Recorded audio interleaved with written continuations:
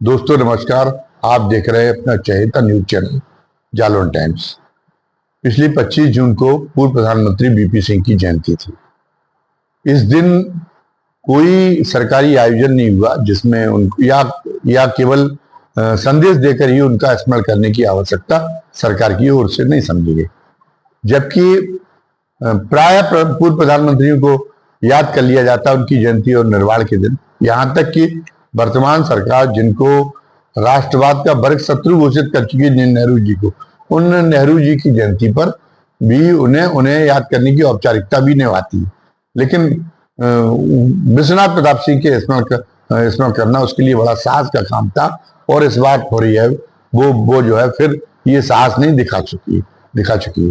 ये सब जानते हैं कि भारतीय जनता पार्टी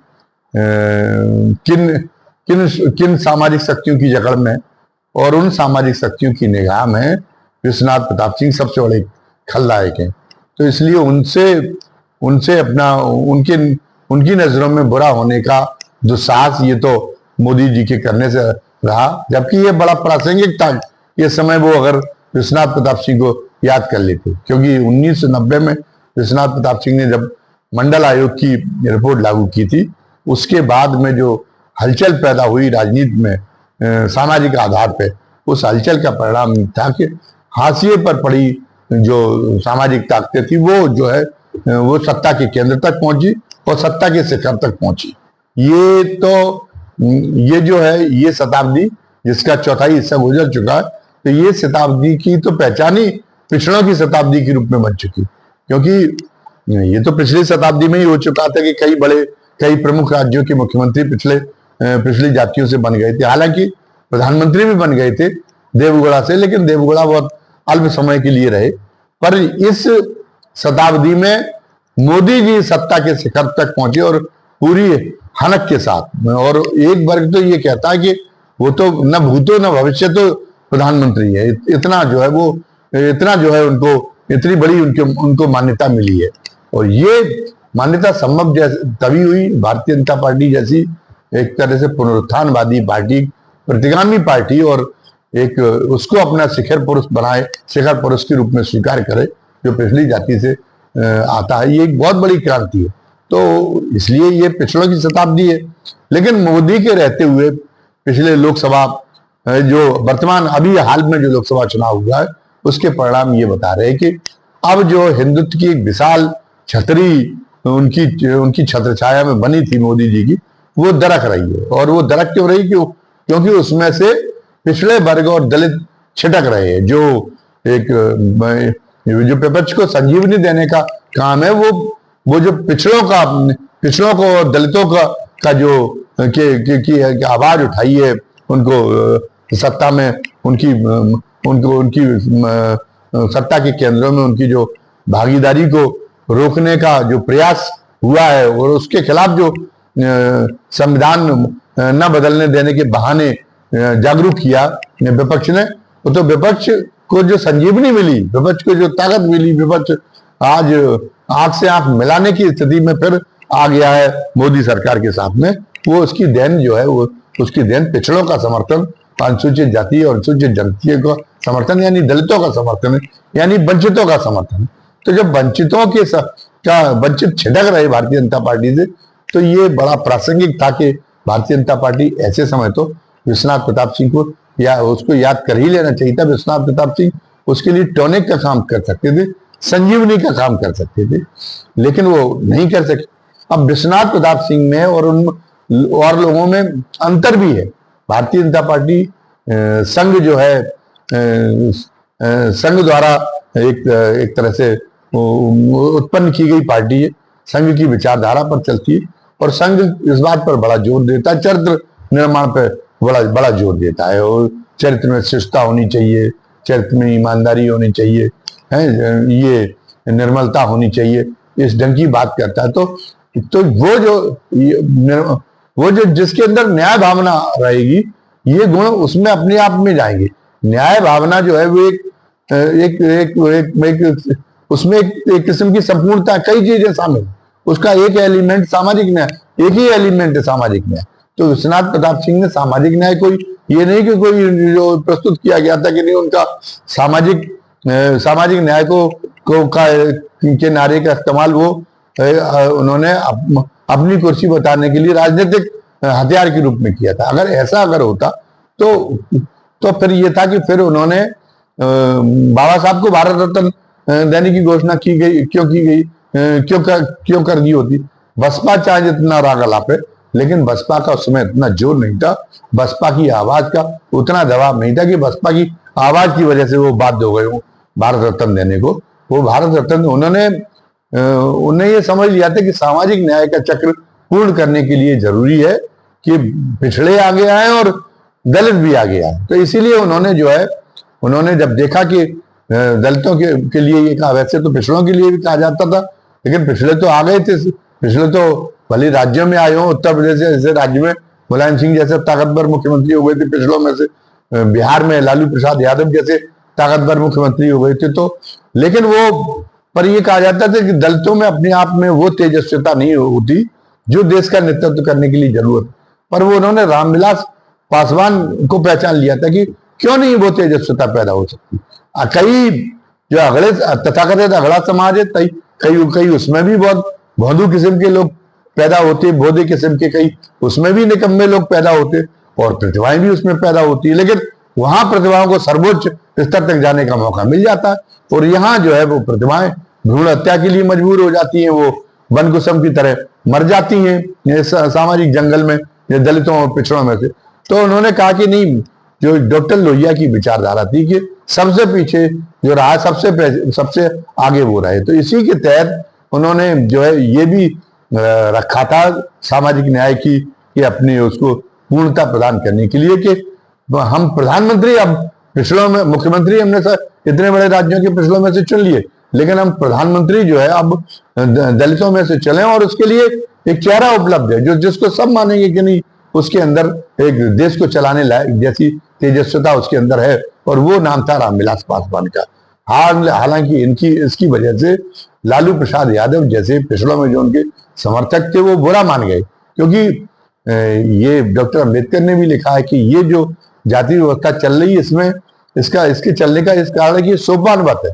इसमें जो किसी भी सोपान पे खड़ा आदमी हो, जो जाति हो, उससे पीछे खड़ी हुई, उससे पिछले पायदान पे खड़ी हुई भी एक जाति मिलेगी, तो वो सोचती है कि वो जाति हमारी आगे हमारी पायदान तक न पहुंच पाए, भले ही हम जो है सबसे ऊंची पायदान तक न पहुंचे तो कोई बात नहीं। तो उसी मानसिकता से पिछले नेताओं ने किया।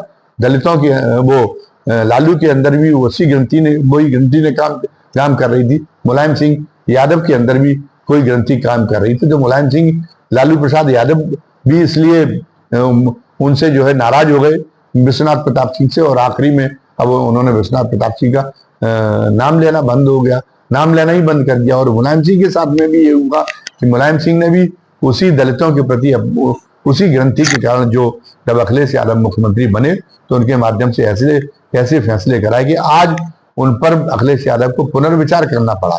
आज अखिलेश यादव को भी वही रीति नीति अपनानी पड़ी कि दलितों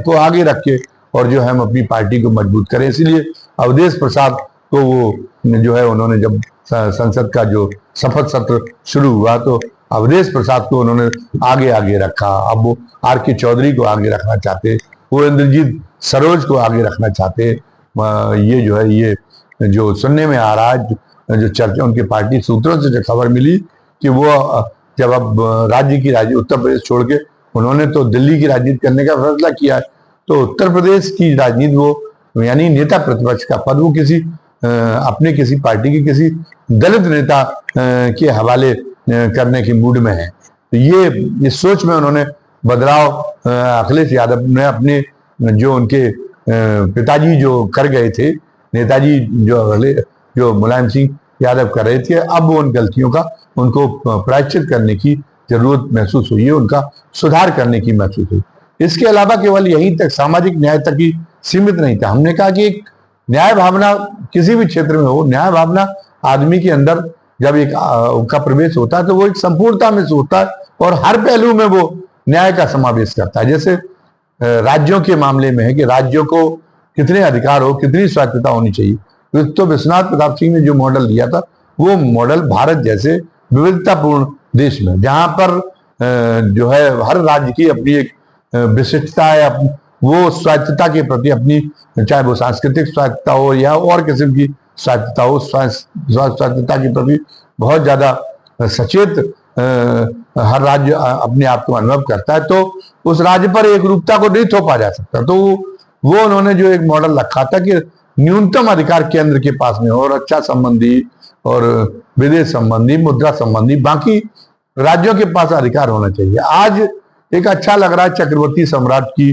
का जो रूपक है वो चूंकि पौराणिक रूपकों से वो सम्मोहित रहते ही हैं मोदी जी और भारतीय जनता पार्टी, तो उनका ये चक्रवर्ती सम्राट का रूपक भी उन्हें बहुत सम्मोहित करता है। तो इस नाते वो राज्यों की वो जो है राज्यों के संबंध में जो विश्वनाथ प्रताप सिंह जैसे विचार थे, उन विचारों को भले ही महत्व न देते हो, लेकिन उन विचारों के बिना अभी तात्कालिक तौर पे आपको भले ही जिस किस्म का चक्रवर्ती सम्राट के तहत जैसे संगठित होना चाहिए अधीनस्थों को, अधीनस्थ राज्यों को, उस ढंग के अभी आपने सोच लिया हो उससे, लेकिन ये एक जो है एक तरह से एक खुशफहमी है।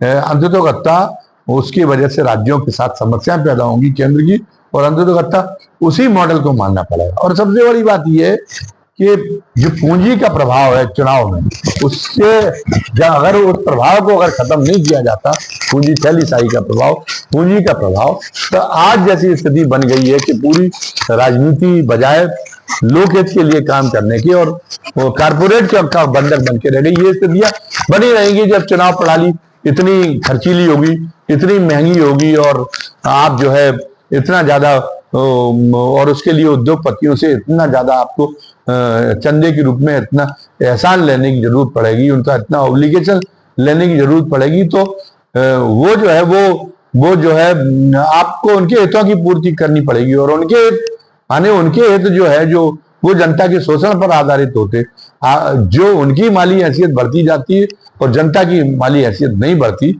उसका मुख्य कारण ही ये होता है, ये विषमता बढ़ने का मुख्य कारण यही होता है कि उनको जो शोषण के ज्यादा अवसर सरकार की तरफ से उपलब्ध होते रह रहे, और सरकार उस बारे में असहाय है। सरकार नहीं कर सकती उनके हितों की कीमत पर उनका वो जो नाजायज लाभ चाहते हैं कारपोरेट, उन नाजायज लाभों में कटौती करके और वो लोगों की भलाई करने के लिए नहीं सोच पाती, इसलिए सरकार भलाई करने के नहीं सोच पा रही। तो संपूर्णता में उनके विचार जो है आज पूरे प्रासंगिक हैं, और ये भी होना चाहिए, इस बात की दृढ़ता भी होनी चाहिए कि जब आप राजनीति में स्वच्छता और स्वच्छता लाने के पक्षधर हैं, तो आपको आपराधिक चरित्र के लोगों को टिकट देना ही नहीं चाहिए। विश्वनाथ प्रताप सिंह ने तो साथ दिखाया था जनता दल के टाइम पे, जहां पे अन्य नेताओं के दबाव में अगर टिकट हो भी गए थे आपराधिक किस्म के दागी या विवादित लोगों के, वहां वो सभा में उन्होंने ये कहने के साहस किया था चुनावी सभा में कि अगर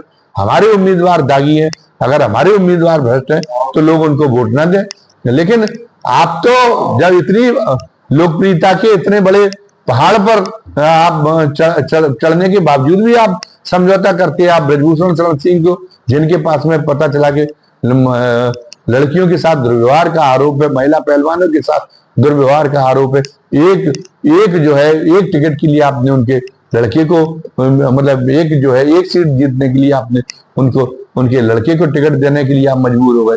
आप पता चला कि आप अजय मिश्रा टैनी को टिकट देने के लिए मजबूर हो गए, जिनके लड़के ने किसानों के ऊपर गाड़ी चढ़ा दी थी।